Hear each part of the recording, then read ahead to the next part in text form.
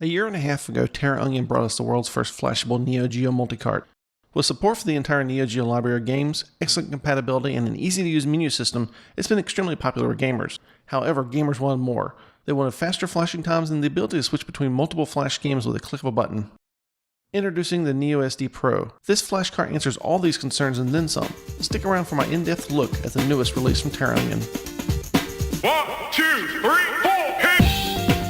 What is happening, guys? Todd here. Just like the Super SD System 3 review, I'd like to start this video out by saying I did not pay for this unit as it was provided by TerraOnion for free. However, all opinions expressed in this video are my own, and I was not paid to create this video, and no one reviewed this video prior to me publishing it. Also, this video is not a review but an in-depth look at a pre-production model for the AES home console. It will be available for both AES and MVS systems. First, let's talk about some of the differences between the regular NEOSD and the Pro model. The original NEOSD has 768 megabits of flash memory, which is enough to hold the largest officially released Neo Geo game. However, it's configured as a single slot, which means only one game can be loaded at a time. And due to the relatively slow flash speed, the larger games take a couple minutes to flash. The NEOSD Pro, however, has 4 times the flash memory configured as 4 flash memory slots and an additional high-speed RAM slot for a total of 5 game slots. The flash-based memory on the Pro model allows for up to 25% faster flashing times than the original model, and the RAM-based memory is up to 5 times faster flashing than the original unit. Just like the original model, any games written to flash is persistent, so even if the unit is powered off, it's ready to be played within seconds. There's no need to reflash again unless you're changing games. However, the high-speed RAM game slot will need to be reflashed once the system is powered off, as RAM is volatile memory. Another thing that should be noted, the hardware design of the NEOSD Pro is that the RAM and flash memory are completely separate and independent from each other, not mixed. A game is either flash to RAM or it's flash to flash memory. It's not split between the two of them. Both models use FPGAs to perform the magic of duplicating the original cartridge encryption and protection schemes. However, the Pro model uses faster flash memory and a new 6-layer PCB. The Pro model adds a USB port to the flash cart so that game developers can send their code right over to the NEOSD Pro for development purposes rather than having to copy the data to a micro SD card. And speaking of SD cards, they support large cards up to 32 GB formatted as FAT32. On the software side, the Pro model adds an in-game menu feature for changing games and accessing cheat features. We'll talk more about this later. To get started, we need to copy our ROMs over to the micro SD card. As I mentioned earlier, the NEOSD Pro supports FAT32 format cards. Now, to make the ROMs usable by the NEOSD Pro, we need to use the Neo Builder tool. This can be downloaded from TerraOnion's website. After extracting the Neo Builder archive, launch the Neo Builder executable. From here, click the Choose Main ROMs Directory button and navigate to where your Neo Geo ROMs are. In this case, I have a couple ROMs sitting on my desktop.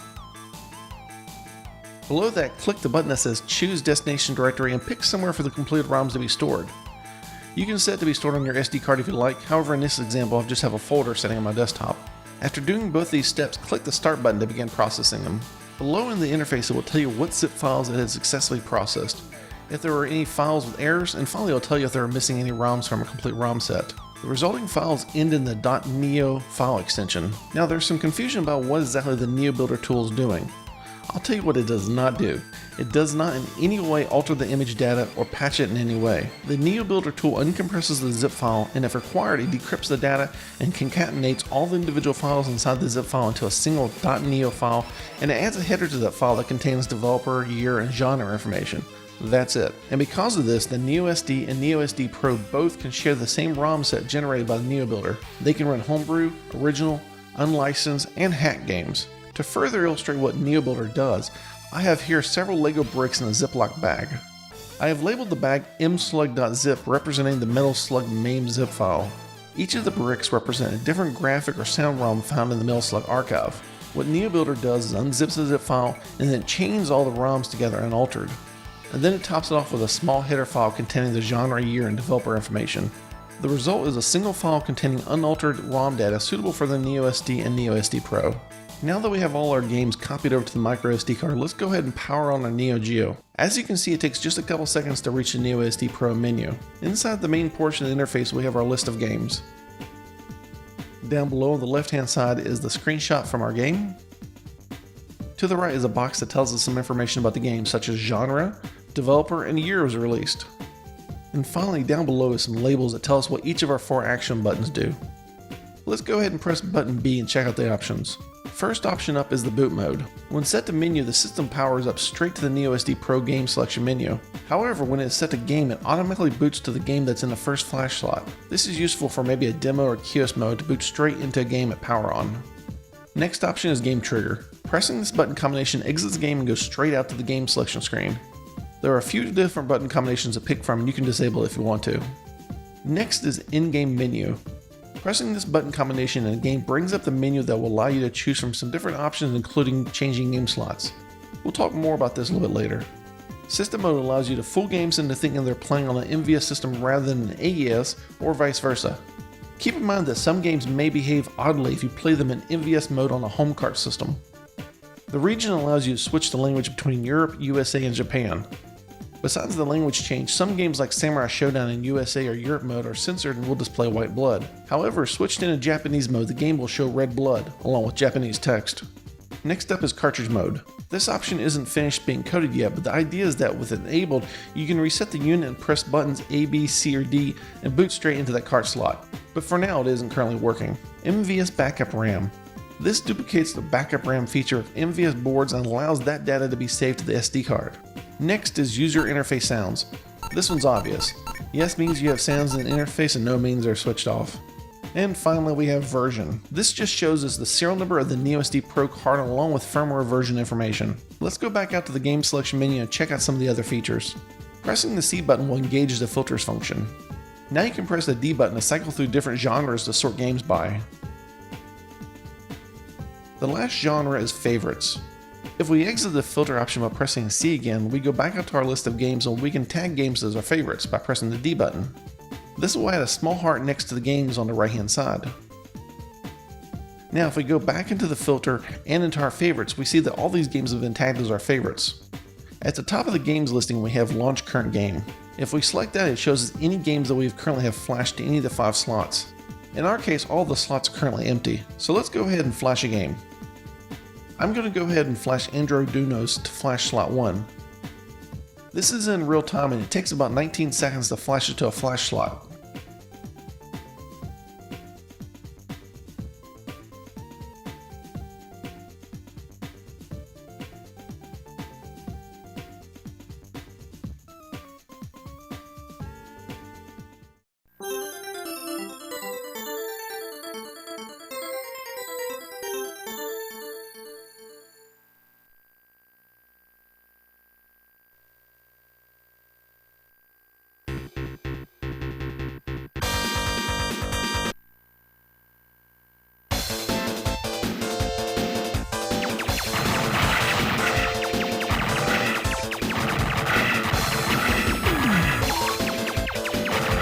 If we press A plus D and start at the same time, this will use the in-game trigger option and drop us back out to the main NEOSD Pro interface.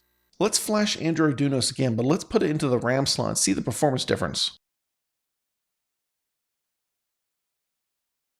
That was real time and it took only about 4 seconds.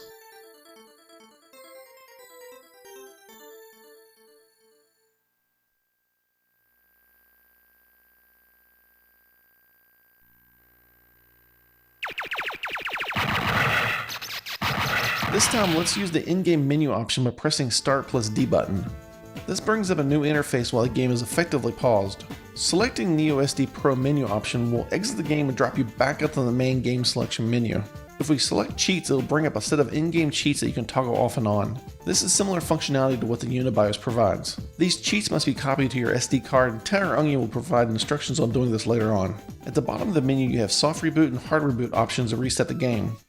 However, let's take a look at the change slot option. Press the A button and it brings up the 5 game slots and allows you to switch to a currently flashed game. In this case, I still have Androidunos flashed to both slots 1 in the RAM slot, and I've added a couple other games. Let's switch to flash slot 2, which is Alpha Mission 2. As you can see, the changing of slots is instantaneous.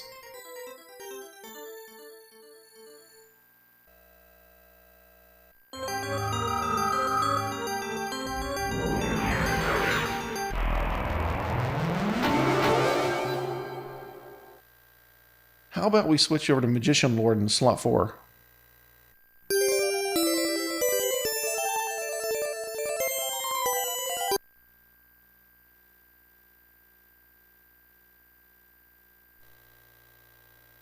And now Metal Slug in slot 3.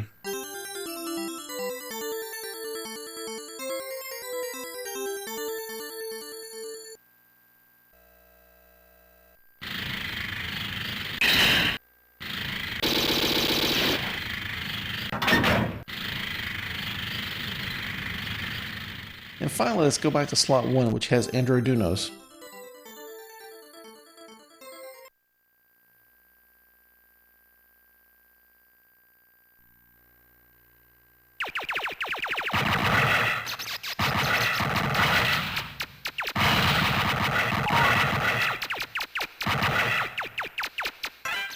The ability to have 5 game slots and change them instantaneously makes the NEOSD Pro a really attractive option over the original NEOSD.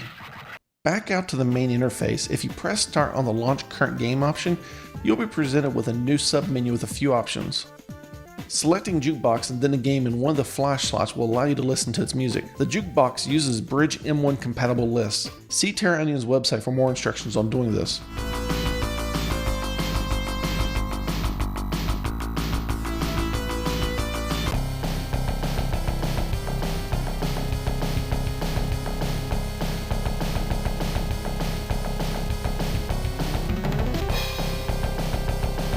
Now you might have noticed that the soft dips option is grayed out. If we go back into the options and set the system mode to MVS and then back out, we now have access to the soft dips. From here you can set difficulty, demo sound, and several other options like you normally would be able to on an MVS system.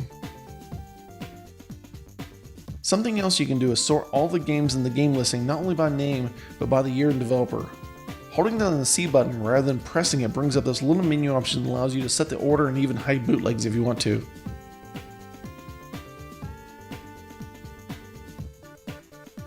And finally, the last option I want to talk about is clearing the slots. Go into launch current game and then on the slot that has a game that you want to clear, press the D button. Be careful as this removes the currently flashed game and you'll need to reflash it if you want to play it again. Okay, let's talk more about flash times. I've set up my consoleized MVS system with the original NEOSD against my home cart system with the new NEOSD Pro. Since they're set up side by side, we can directly compare flash times between them. Something to keep in mind is that both flash carts support the Unibios, however only my consoleized MVS system has one currently installed. To keep it fair, I'm using identical 16GB micro SD cards for both units. Let's start with a smaller Neo Geo game, in this case 8-man.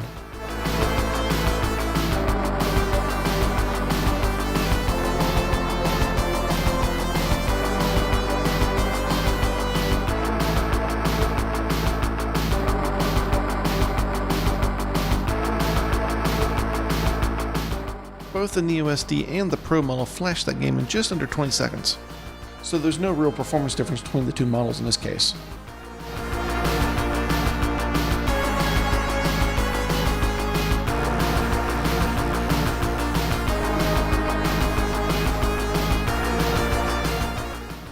However, let's do that same test again, but this time let's flash it to the Pro model's high-speed RAM slot.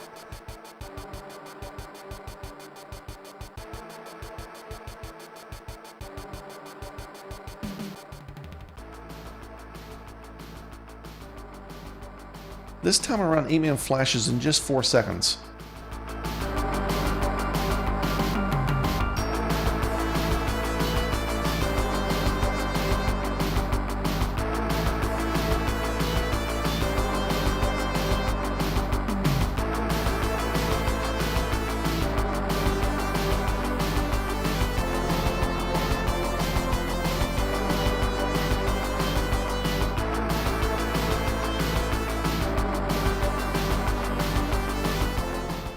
Let's take a look at a larger game, this time Blazing Star.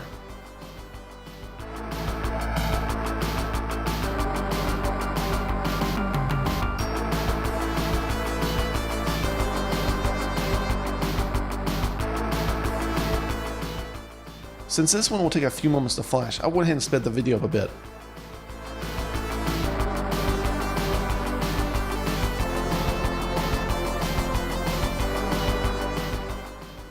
Blazing Star flashes to a flash slot in 1 minute and 22 seconds on the Pro model.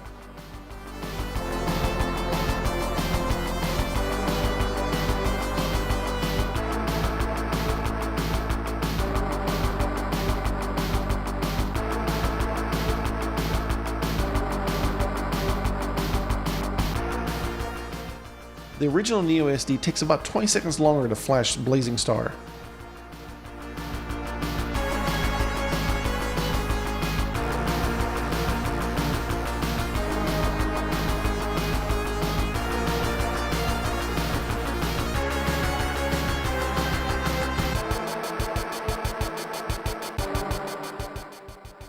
Let's test that again, but this time with a RAM slot on the NEOSD Pro.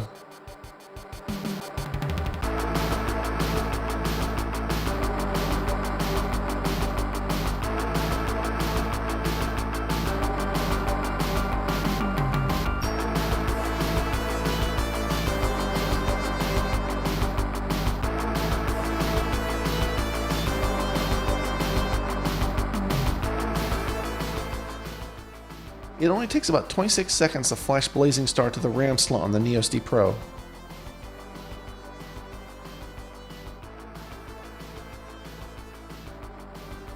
As a matter of fact, I can play about halfway through the first stage of the game before the original NEOSD is done flashing the game.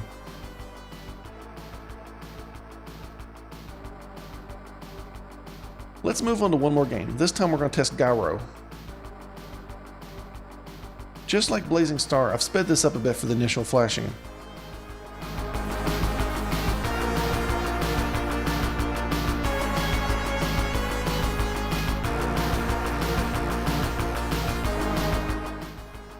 It takes about 2 minutes and 30 seconds on the Pro, and 2 minutes and 50 seconds on the regular model.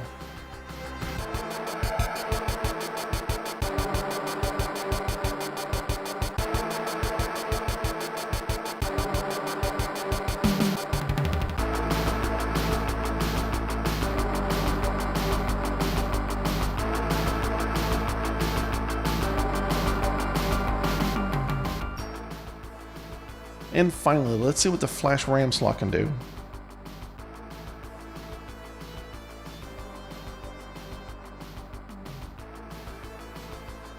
Only 54 seconds until the game is flashed in the RAM slot. As a matter of fact, I can play through an entire match before the original NEOSD catches up with flashing the game. Now, these flash times will slightly vary depending on your microSD card that you use. It has been my experience that expensive cards are not always the fastest when it comes to either model NEOSD, so don't bother spending big bucks on supposedly faster cards. They probably won't be worth it. Here's a chart of some more games that I've tested flashing time on the NEOSD Pro versus the original model.